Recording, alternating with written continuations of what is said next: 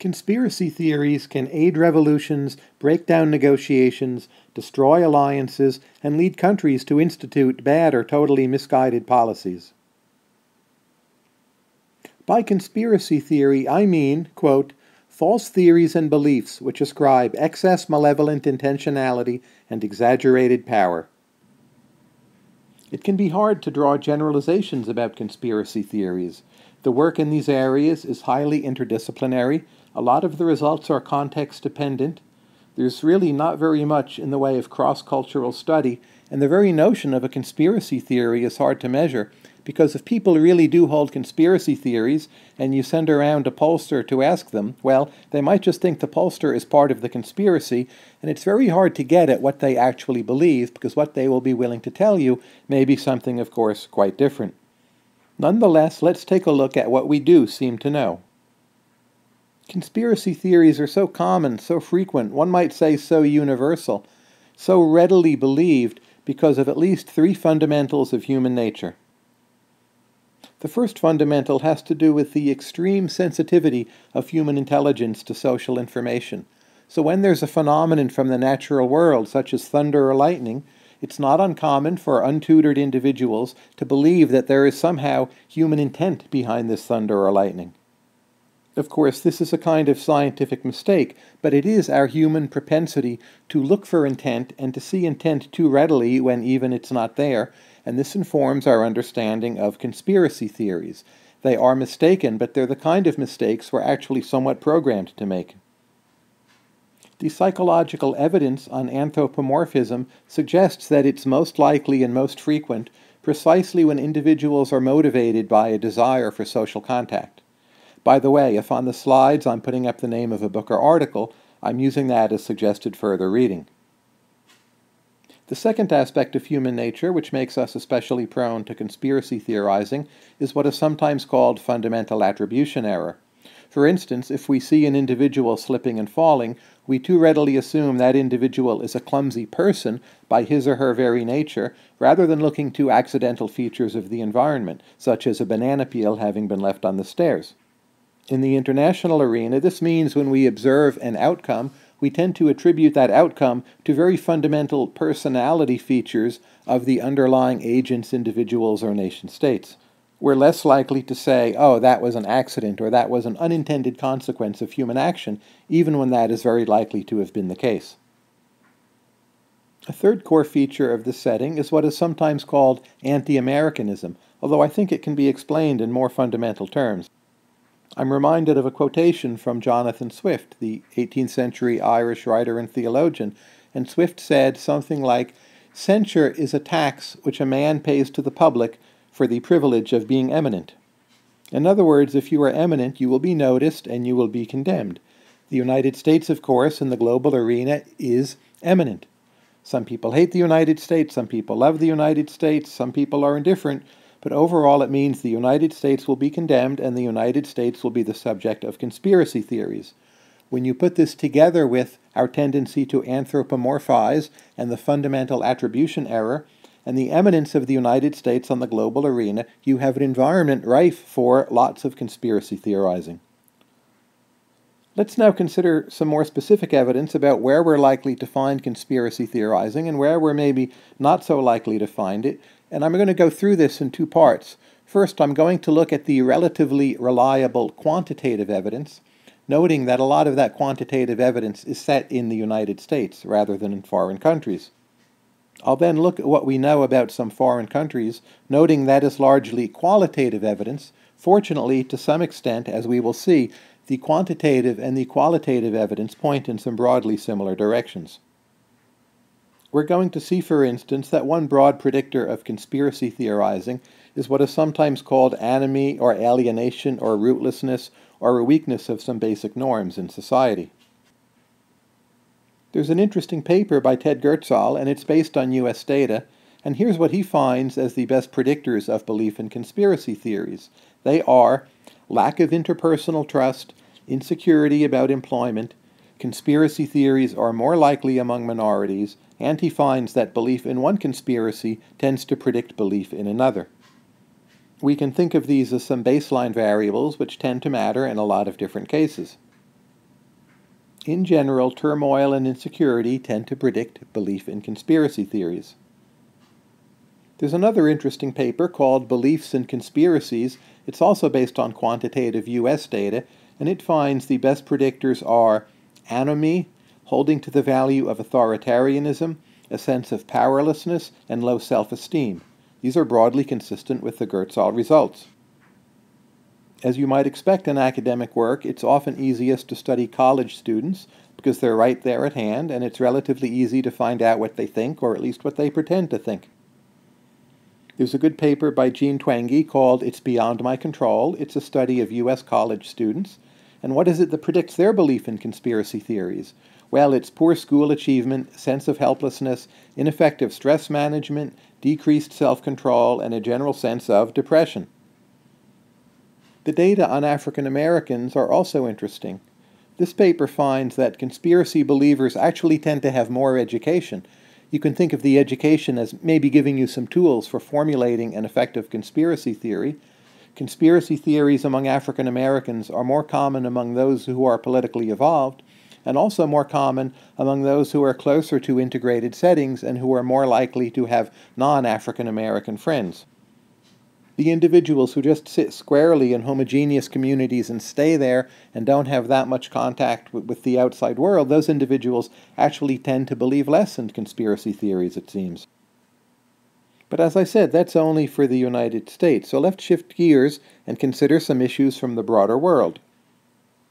Some essential reading here is a book by Matthew Gray called Conspiracy Theories in the Arab World, which is about exactly what the title claims.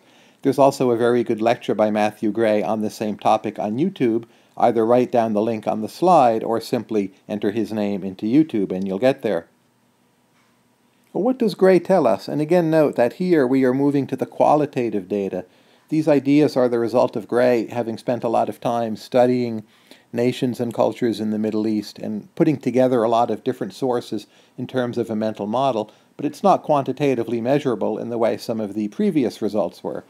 Anyway, he finds that conspiracy theories are most common amongst scapegoated minorities when there's mass marginalization in society.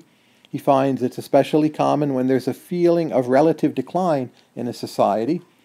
In general, it seems to be the case that in a lot of the Middle East, there actually are more conspiracies, not necessarily brought on by the United States, but in places where conspiracies are more common, it hardly seems like a surprise if people living in those areas are more likely to believe in conspiracies from the outside. Another factor seems to be that new ideologies are weak when conspiracy theories are especially common. The state itself often promotes conspiracy theorizing because the state uses this for political reasons of its own, perhaps to distract the citizenry from the state's own failures or inability to provide for a good standard of living. I find it an interesting cross-cultural study to consider the death of Princess Diana. When Diana died in the car crash, of course, she was with her boyfriend. He is referred to as Dodi, and he was an Egyptian and also a Muslim. So there were conspiracy theories about the death of Diana in the United Kingdom, in the United States, and also in the Middle East, but as you might expect, those conspiracy theories took somewhat different forms. For instance, in the United States, it was one common conspiracy theory that Diana wasn't really dead, but that somehow her death had been staged because she was so tired of the life of celebrity she wanted to go off and be on her own and live on an island somewhere. There are comparable conspiracy theories about Elvis, Jim Morrison, and other celebrities. It seems a lot of people in the Middle East had a more sinister take on the matter. Shortly after the event, there was a poll on the West Bank, and 47% of those polled believed there was some kind of conspiracy behind the death of Dodi and Princess Diana, and typically it was believed that this was just out-and-out murder. The explanations for why this happened tended to relate very closely to the religion of Dodi, namely his Muslim background, and Diana was commonly portrayed as a martyr of Arab love, was the expression. Usually British intelligence was seen as the culprit, and there was a sense that there was a Muslim having some kind of love affair with royalty, and that this had to be stopped, and that therefore a murder was committed, and the murder was backed by a conspiracy. It goes without saying this was not the major conspiracy theory in either the United Kingdom or the United States at the same time. We can speculate about why the Middle East conspiracy theories about Diana might have been different. One would be a sense of projection that maybe there is a belief, justified or not, that this is how Muslim royalty would have behaved. If there were a Muslim princess who was having an affair with a Christian man, that maybe it's believed Muslim royalty would have committed some kind of assassination, and that this projection is therefore applied to the United Kingdom and British intelligence. It's also the case in the Middle East that car accidents are a fairly common means of knocking people off, and just a high number of people die in car accidents, so the car accident is maybe more focal there. And the death of Princess Diana and Dodi, it's framed as part of this larger, ongoing cultural struggle that probably individuals in the Middle East are more aware of and more cognizant of than would be individuals in the United States or the United Kingdom. On all these issues, I recommend the piece by Daniel Pipes called Diana and Arab Conspiracy. Turkey is another country where conspiracy theories are rife, and indeed on my last visit to Turkey I was surprised how many of them I heard from different people, and I was spending most of my time in a university community. There's an interesting unpublished master's thesis called Conspiracism in Turkish Politics. What's interesting in this study is it finds how natural talk of conspiracy theories comes when a nation is moving through a democratic transition. Conspiracy theories can be a sign that political discourse is finally opening up, and part of that opening up is a lot of more good discourse, but also a lot of more bad and mistaken discourse too. But that's part of a kind of competitive sifting process through which democracies decide which models of the world they're going to hold on to and which models of the world they're going to reject. This thesis also finds that conspiracy theories flourish just as a source of entertainment. They may even be harmless in some cases. We shouldn't think of them as just pathological, but rather they're something that is part and parcel of the development of a popular culture rising in accordance with democratic discourse. Questions for further thought. How does the internet matter? How does a TV station matter? What's the difference between radio and word of mouth in a village or in an urban area? When and why do conspiracy theories decline? For instance, in the United States, there seem to be plenty of conspiracy theories. They haven't quite gone away, but they've significantly diminished. For instance, the notion that most of professional sports is fixed seems to have been much more popular 30 or 40 years ago than it is today. Theories about how various popes have been involved in conspiracies to rule the world have weakened. The notion that Freemasons were involved in conspiracies is very much weaker.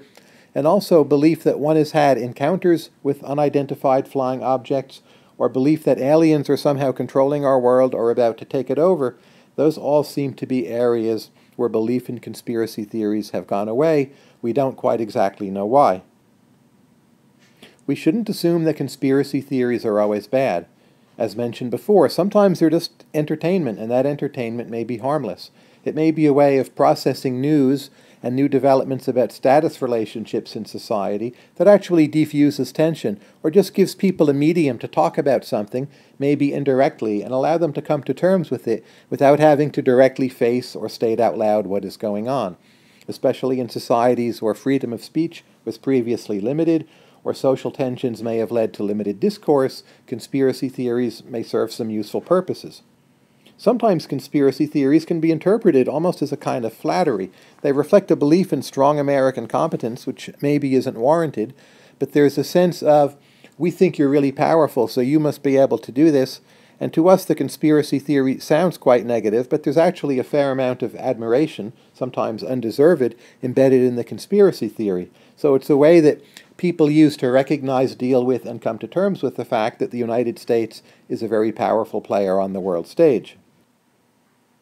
If you're interested in further reading on conspiracy theories, in addition to what's on the previous slides, I would recommend all of the works listed here.